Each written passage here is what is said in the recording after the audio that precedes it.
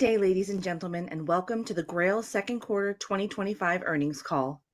At this time, all participants are in a listen-only mode. After the speaker's presentation, there will be a question and answer session. Please be advised that this conference call is being recorded. GRAIL Investor Relations, please begin. Thanks, operator, and thanks everyone for joining us today. On the call are Bob Ragusa, our Chief Executive Officer, Aaron Frieden, our Chief Financial Officer, Dr. Joshua Ofman, our President, Sir Harpal Kumar, our President, International Business and Biopharma, and Andy Partridge, our Chief Commercial Officer. We'll be making forward-looking statements on this call based on current expectations. It's our intent that all statements, other than statements of historical fact made during today's call, including statements regarding our anticipated financial results and commercial activity, will be covered by the safe harbor provisions for forward-looking statements contained in Section 27A of the Securities Act of 1933 as amended, and Section 21 of the Securities Exchange Act of 1934 as amended. Forward-looking statements are subject to risks and uncertainties. Actual events or results may differ materially from those projected or discussed. All forward-looking statements are based upon currently available information, and GRAIL assumes no obligation to update these statements. To better understand the risks and uncertainties that could cause actual results to differ, we refer you to the documents that GRAIL files with the SEC, including the risk factor section in GRAIL's most recent quarterly report on Form 10-Q. This call will also include a discussion of GAAP results and certain non-GAAP financial measures, including adjusted gross profit or loss, which are adjusted to exclude certain specified items. Our non-GAAP financial measures are intended to supplement your understanding of GRAIL's financials. Reconciliations of the non-GAAP measures to most directly comparable GAAP financial measures are available in the press release issued today, which is posted to our website. And with that, we turn to Bob. Thank you. Good afternoon, everyone, and thank you for joining us to review second quarter results. For nearly a decade, GRAIL has made key investments to advance our vision for population scale, multi-cancer, early detection, and establish a durable advantage in a growing field. The time frame to establish evidence in this space is long, and we are setting the evidence bar high. We started population scale clinical studies years ago and now have several years of follow-up data. Our pivotal implementation and clinical utility studies in the intended use population are beginning to read out, and we are delighted to see results not only confirm earlier studies, but actually improve certain performance measures as we evaluate Galleri in larger populations.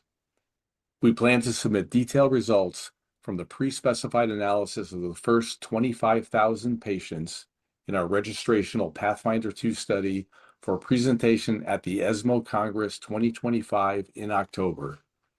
As a reminder, we announced positive top-line performance and safety results from this data set in June, namely that we observed substantially greater additional cancer detection and a substantially higher positive predictive value in Pathfinder 2 compared to the first Pathfinder study. And Josh will describe these results further shortly. We have been working with advocates and stakeholders to deploy MCED, and we are finding aggressive cancers in real-world commercial setting, many of which are in early stages. Galleri test orders continue to grow at a strong clip with more than 45,000 Galleri commercial tests sold in the second quarter.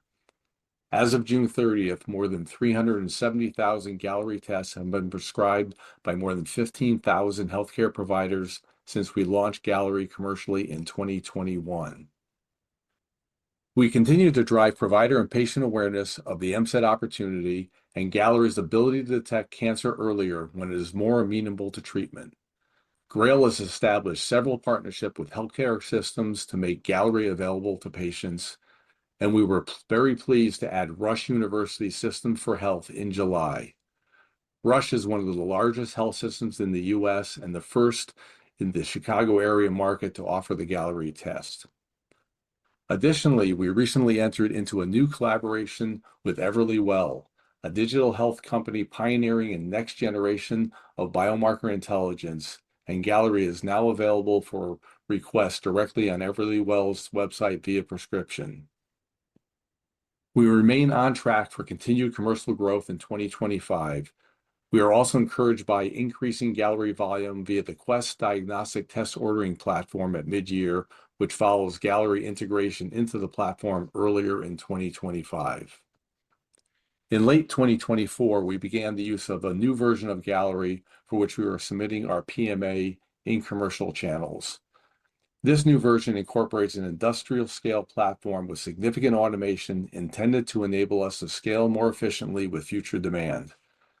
As a result of the scale and complexity of the system, there are certain new processes to sort through with a large-scale rollout. For example, for a small proportion of samples, we've experienced increased turnaround times with higher reprocessing costs. We are now working to implement the fix to this issue. Before I hand it over to Josh, I'd like to notify the group that we will host our 2025 Analyst Day in November. Featured speakers will detail key study results and clinical surveillance findings, frame our upcoming longitudinal clinical utility data, and describe firsthand customer experience with Gallery. Event details will be announced at a later date. Josh, please go ahead. Thanks, Bob, and hello, everyone. We've spoken in the past about key performance metrics, features, and capabilities for multi-cancer early detection tests, which are quite different from those for single cancer screenings. Most critically, any test developer must confirm clinical validation in the intended use population of asymptomatic adults eligible for screening before they introduce those tests into clinical practice. This critical criterion was the reason that GRAIL did not introduce Gallery into clinical practice until we saw the results from the Pathfinder trial in the screening population. Even tests with strong results in observational case-controlled studies may fail to confirm those results in the actual screening population. Full clinical validation requires demonstration of compelling performance in the intended use population. It is simply not possible to know the benefits and potential harms of any test before being adequately studied in the intended use population. It is also important to note that any multi-cancer test seeking FDA approval will need to demonstrate this as well. So in terms of performance metrics, we've discussed what we consider to be most clinically important for MCEDs. Positive predictive value, or PPV, which tells us among positive test results how many cancers are found or how many are actually true positives. And the specificity, critically important, which defines the false positive rate, as well as the cancer detection yield when added to standard of care screening, and the ability to localize where in the body a cancer signal is coming from.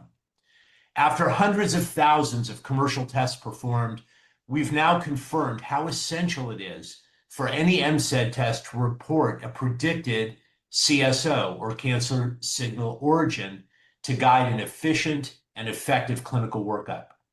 We believe that any other approach, such as relying on whole body imaging with its radiation exposure, costs, and lack of any performance or safety data, is simply not practicable. Our first clinical implementation study, Pathfinder, which was presented at ESMO in 2022, showed that Gallery more than doubled the number of cancers identified when added to standard of care screening. About half of the MCED detected cancers were at early stage, and about 70% of the MCED detected cancers had no recommended screenings at all. The positive predictive value for Gallery in the study population was 43%, which, as you recall, is an order of magnitude higher than leading single cancer screening tests whose PPVs remain in the single digits. Gallery's specificity was 99.5%, and its cancer signal of origin accuracy was 88%. We have subsequently undertaken Pathfinder 2, similarly designed as a prospective multi-center interventional study of Gallery added to standard of care screening, designed to assess the performance and safety of Gallery in an even larger and more representative intended use population. As Bob said, we observed a number of very promising results in the pre-specified analysis of the first 25,000 participants enrolled with 12 months follow-up, and shared top-line results in June. First, adding Gallery to standard of care screening in Pathfinder 2 demonstrated substantially greater additional cancer detection than that observed in the first Pathfinder study. That is, substantially greater than the more than doubling of the overall number of cancers detected when added to standard of care in the first Pathfinder study. Second, data showed a substantially higher positive predictive value than that observed in the first Pathfinder study, which was 43%. Third, specificity and CSO accuracy were consistent with that observed in the first Pathfinder study. And finally, there were no serious safety concerns reported in Pathfinder 2. We're enormously pleased with the top-line results from both of our registrational studies, Pathfinder 2 and the NHS Gallery randomized clinical trial. You will recall in May that we completed a review of Gallery test performance results in the intervention arm from the prevalence screening round of the registrational NHS Gallery trial. Data from the prevalence screening round showed a substantially higher positive predictive value than that observed in the first Pathfinder study. Specificity and CSO accuracy were consistent with that observed in the first Pathfinder study, and again, there were no serious safety concerns observed in Pathfinder 2, also consistent with the first Pathfinder study. These top-line findings from NHS Gallery and Pathfinder 2 confirm and extend what we already know about our multi-cancer early detection technology. The technology has been validated through many robust studies, including intended use populations, and through hundreds of thousands of commercial and clinical study test results showing very consistent results. Data presented at the ASCO annual meeting 2025 in May included a 5-year follow-up analysis of the Circulating Cell-Free Genome Atlas study, which demonstrated Gallery's preferential detection of aggressive and clinically meaningful cancers. These findings were consistent with earlier analyses assessing the prognostic importance of Gallery's cell-free DNA-based methylation approach. Between case-controlled studies and prospective implementation studies in the intended use population, we have not seen deterioration in the key performance metrics. Many of you will know this is not always the case. Case-controlled performance often doesn't carry over into the real world, but we saw no deterioration in specificity, positive predictive value, or cancer detection yield. And now we're moving into readouts of much larger registrational studies in the intended use groups, as well as analyses performed by large health systems who have actual clinical experience with Gallery. And we're seeing a body of results with substantially improved PPV figures and substantially higher cancer detection numbers, while other key figures like specificity and CSO accuracy remain consistent. Earlier in GRAIL's development phase of our MCED technology, we deployed a very rigorous, unbiased, and comprehensive discovery approach to identify the effective genomic features for early cancer screening. Out of those approaches evaluated, methylation patterns exhibited the strongest performance for both sensitive and specific cancer signal detection and accurate prediction of the cancer signal origin. Adding on other analytes or DNA features did not improve the performance.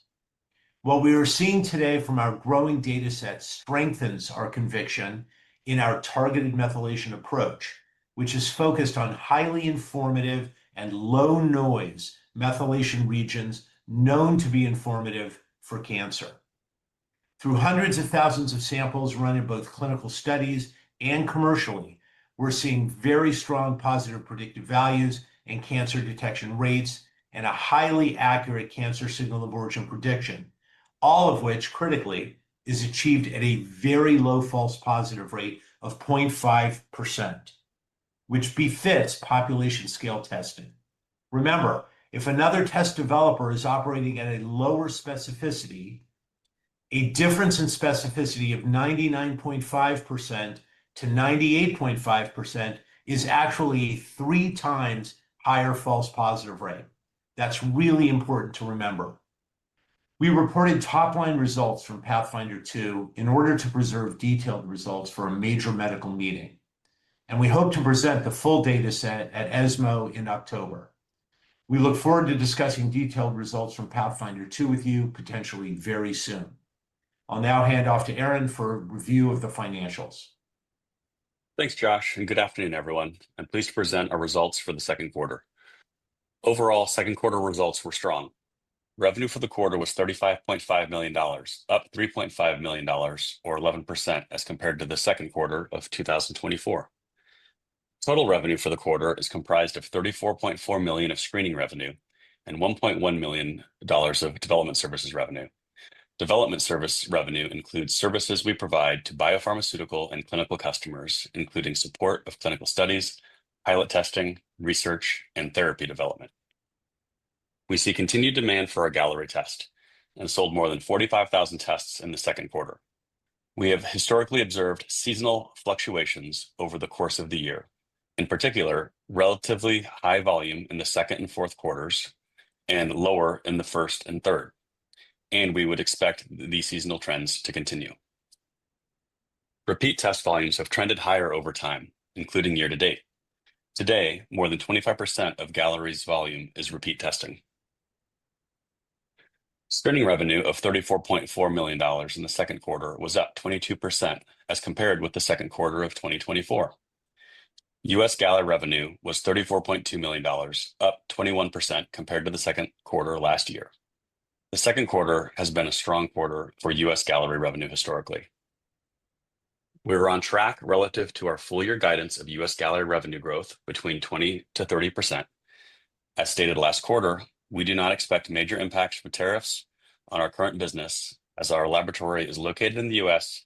and a significant majority of our suppliers are located and manufactured in the U.S. Cost of screening revenue, exclusive of amortization of intangible assets, as a percent of revenue decreased in the second quarter of 2025 compared to the same period in 2024, primarily due to a 6% decrease in ASP and additional sample reprocessing costs, partially offset by the reduction in variable costs of Galleri testing performed on our automated platform. Net loss for the quarter was $114 million, an improvement of 93% as compared to the second quarter of 2024. Net loss in the second quarter includes impairment of Illumina acquisition-related intangible assets of $28 million and stock-based compensation of $14.2 million. While we focus on advancing Galleri, we remain committed to our ongoing work with pharma partners, and we have confidence in the potential application of our technology. Non-GAAP adjusted gross profit for the second quarter of 2025 was $16.1 million, an increase of $0.1 million or 1% as compared with the second quarter of 2024. We ended the quarter with a cash position of $606.1 million. In January, we guided that we expect cash burn for the full year 2025 to be no more than $320 million. And we are updating the guidance to cash burn of no more than $310 million for the full year of 2025, which represents a decrease of more than 40% to 2024. Our cash runway extends into 2028, enabling us to achieve major planned clinical and regulatory milestones. I'll turn it back to Bob for concluding remarks. Thank you, Aaron. To close, we are highly encouraged by the demand we are seeing today, both for new patients and for returning patients who are repeat testing. Our strategic priorities are seeking FDA approval of Galleri and pursuing broad reimbursement. We are advancing Galleri today toward near-term key clinical and regulatory catalysts to achieve broad access while maintaining our disciplined cost management. We plan to submit for presentation at ESMO in October detailed performance and safety results from the first 25,000 participants enrolled in the Pathfinder 2 study. This is a registrational data set that will go to the FDA. Soon into 2026, our key milestones are the completion of our modular PMA submission to the FDA in the first half and full clinical utility results from our 140,000 participant NHS Galleri study, which we expect to read out mid-year. This longitudinal data set will be reviewed by the NHS to determine Gallery's potential deployment within the UK population. As I mentioned earlier, we look forward to seeing many of you at our 2025 Analyst Day in November. With that, we'll turn the call over to Q&A. Operator, please go ahead. Thank you. At this time, if you would like to ask a question, please click on the raise hand button, which can be found on the black bar at the bottom of your screen. You may remove yourself from the queue at any time by lowering your hand. When it is your turn, you will hear your name called and receive a prompt to unmute. As a reminder, we are allowing analysts one question and one related follow-up today. We will wait a moment for the queue to form. Thank you. Our first question will come from Kyle Mixon with Canaccord Genuity. Your line is open. Please ask your question. Hi, this is Alex Buchanan on the line for Kyle Mixon. Thanks for taking my questions. We'll just take a step back here. So the first quarter cash burn came in a bit higher than we expected. That's partially due to the bonuses that you have payout from the prior year period in 1Q, but that's obviously not repeated in future quarters. You modestly improved the burn target for 2025. Can you just comment on 2Q free cash burn? And then just given how integral the burn is to your story, can you elaborate on any other dynamics that could impact cash burn in second half 25, whether that be additional R&D, increases to headcount, or any other one-offs? Thanks. Yeah, Aaron, you want to take that one? Yeah, happy to. Yeah, thanks for the question. So I think first 6 months, it was about $160 million of burn, and it is important for us to, again, as Bob said, manage the business as efficiently as possible. We do see that coming down in the next couple of quarters as you can, get into the $310 million, no more than guide that we just updated, really driven by, increased, volumes in the back half of the year, increased revenue. And also, we'll be working through some of the, getting more volume on our new automated platform.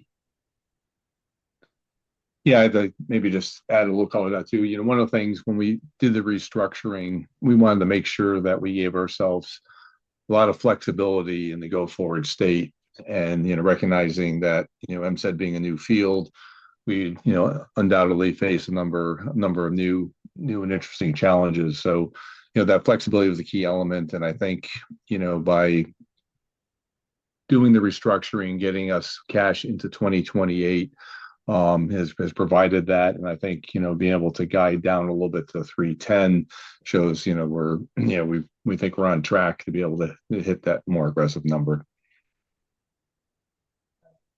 Got it. Thank you for the color. Our next question will come from Subbu Nabi with Guggenheim. Your line is open. Please ask your question. Hey guys, thank you for taking my question. Just to clarify, do you not need full longitudinal clinical utility data that is expected mid-2026 for PMA submission? One, and then when you say significantly higher PPV in Pathfinder 2, I had a basic question. Are you normalizing for cancer prevalence in both these studies? Just because shouldn't cancer prevalence impact PPV? Yeah, maybe I'll start off. Thanks for the questions. So, on the clinical utility question, so the FDA, if you go back to their advisory board meeting, they're really going to be looking at benefits harms view of the world, and so they are not going to be looking at clinical utility, and typically don't for the approvals. That gets much more into the payer discussion. So the payers would more typically look at that, that's what the NHS Gallery data will provide. Josh, do you maybe want to take the PPV question on Pathfinder 2? Sure. So, again, on the FDA, they're going to be focused on clinical validation rather than clinical utility, clinical validation, not clinical utility. And they've said that in their own advisory board, as Bob said. On the PPV, right now we are not normalizing that for the standard population. We're reporting it out within each study's population. As we mentioned earlier, these are much broader, more diverse, and more representative populations than has been studied previously. And so we're expecting that there will be a more diverse cancer risk in that population and cancer incidence, which may be driving the higher PPV. And so we will ultimately normalize all of this for cancer incidence and the cancer case mix, which is the distribution of cancers within each population, which is enormously important for performance reporting. We will ultimately do that, but today we're just reporting them within the study population themselves. Thank you so much for clarifying that. And then one follow-up, non sequitur. Based on other prior integrations with more concierge type testing platforms like Function and Superpower, how long is the typical growth ramp, and do you expect early well to drive similar volumes? Yeah, so we have seen good consistent performance out of groups like Function, and been very good partners. We anticipate that Everly will add add an important dimension to the channel, with a whole nother outlet given their subscriber base. Maybe Andy Partridge, our CCO, we want to add some color to that. Yeah, absolutely. So yeah, we're definitely anticipating these telemedicine longevity-based platforms like Function Health, like Everlywell, to really give us a tailwind in terms of growth going forward. When we look at Everlywell, they've had millions of customers order through their platform, and Everlywell, in terms of the Everly 360 launch that they announced, offering Gallery as an add-on, and they've emailed hundreds of thousands of their customers about the Gallery multi-cancer early detection test. So we're excited to partner with groups like Function Health, like Everlywell, as they really amplify our education around Gallery and multi-cancer early detection. Perfect. Thank you, guys. Our next question will come from Yuko Oku with Morgan Stanley. Your line is open. Please ask your question.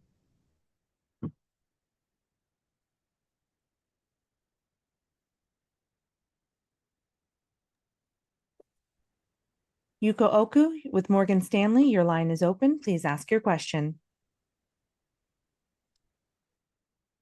Hello. Thank you for taking my questions. With timelines for PMA submission approaching, could you elaborate on customer support infrastructure in place to help integrate MCED testing in cancer care today? And then outside of sales reps, what are areas you intend to bolster as you get closer to the timing of anticipated FDA approval? Yeah, so the timeline for our PMA submission is first half of next year of 2026. We're anticipating, beyond that for FDA approval, about a 1-year process, since this is the first MCED that will go through the FDA. We believe it'll be about a 1-year process due to having an advisory board. So that puts you out into, kind of mid, first half 2027. And, with that, we've been consistently ramping our customer support, both size as well as capability, in line with the growth of the business. So, we would assume that we would continue to do that. We're obviously looking for efficiencies in the way we deliver that customer support going through that process.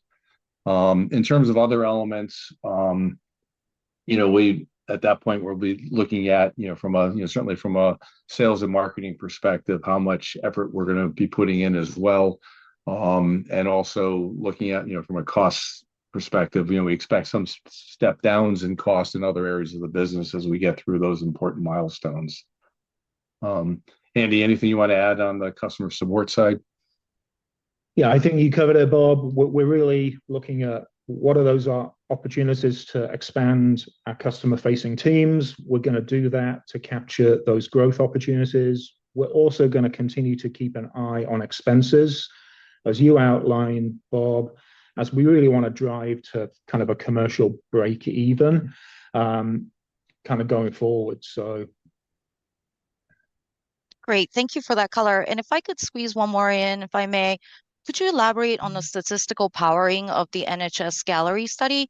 What difference is the trial power to detect on the primary endpoint of reduction in the incidence of late-stage cancers versus the control arm? And what result will be viewed as meaningful benefit? Yeah, Harpal, you maybe want to take that one? Yeah, sure. So, I mean, the study is powered to show a significant reduction in late stage cancer. So the primary endpoint is a reduction in stage 3 and 4 cancers, and we look first at the 12 cancers that represent about 2/3 of all cancer mortality. And then we go on to look at all cancers from there. So, we will be looking at that late stage reduction. We don't have a specific reduction in mind, but the size of the study was set to be able to deliver a statistically significant result in terms of that reduction. So we will see what that reduction ends up being. We're interested, obviously, both in reduction of stage 3 and 4 cancers, but also stage 4 cancers, because ultimately people primarily die of stage 4 cancers. So if we can see significant reductions in those late stage cancers, we believe this will provide substantial benefit to the population. Our next question will come from Doug Schenkel with Wolfe Research. Your line is open. Please ask your question.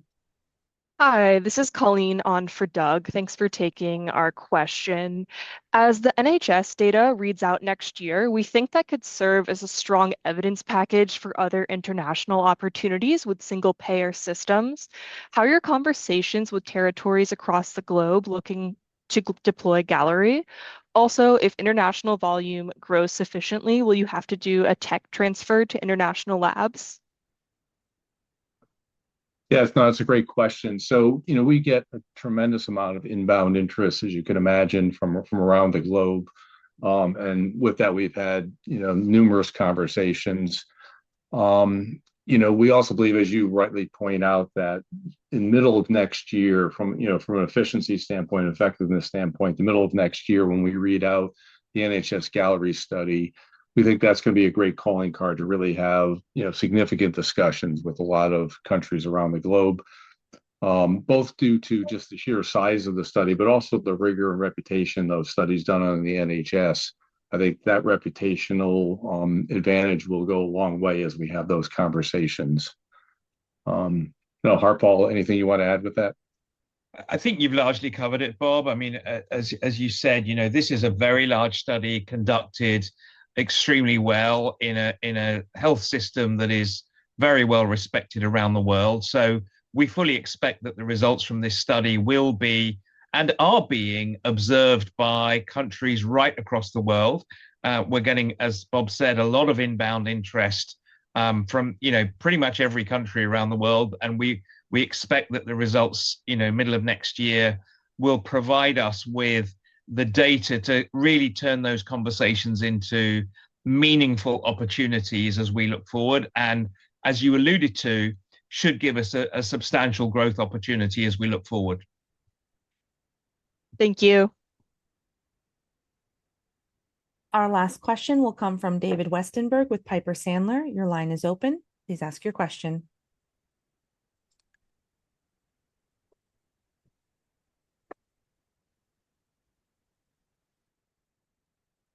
David Westenberg with Piper Sandler, your line is open. Please ask your question.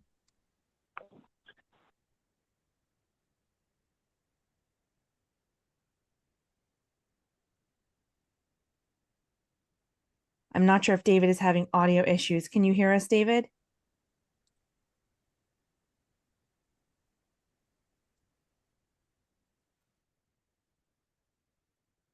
Hi, this is John on for Dave. Can you hear me? Yes.